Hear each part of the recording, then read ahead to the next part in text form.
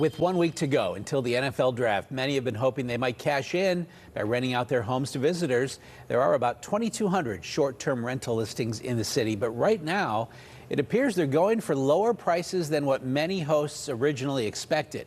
KDKA's Ricky Sayer has been looking into how many are still available and why expectations might have been too high. Ricky. Ken, there's a significant number of people in Pittsburgh who decided to be Airbnb hosts for the first time due to the draft. They and the usual hosts thought they could make a lot of money from visitors to Pittsburgh. And while they could still cash in, it won't be anywhere as big of a payday. With the NFL draft fast approaching, Airbnbs like this one with an iconic view of downtown remain unbooked. A lot of people have been waiting till the last minute in the market, so we're not concerned. It's just a little slower in pace than I would have expected a year ago. Chad Wise's company, Host Wise Stays, manages 150 short-term rentals in Pittsburgh and has access to data from Airbnb partner Price Labs. He says across the city, 55% of rentals are booked, with a significant uptick in the past few days. So I think there were a lot of rates that were set a little bit too high too early, and now the rates are coming back to earth, and people are starting to book here as the draft gets closer and closer. He says the inflated expectations were fueled by a belief that 500,000 plus people would be coming to the city and hosts could charge whatever they wanted.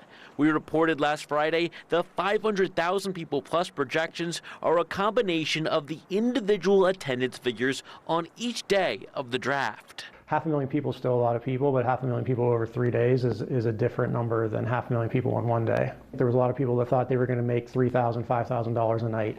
I think now people are being more realistic of I'm going to make $500 a night potentially. He's confident reasonably priced Airbnbs will be sold out as they relatively often are throughout the year. He says while rates aren't as high as some expected, they are higher than average. So people are paying more money last minute for properties than they have over the last year.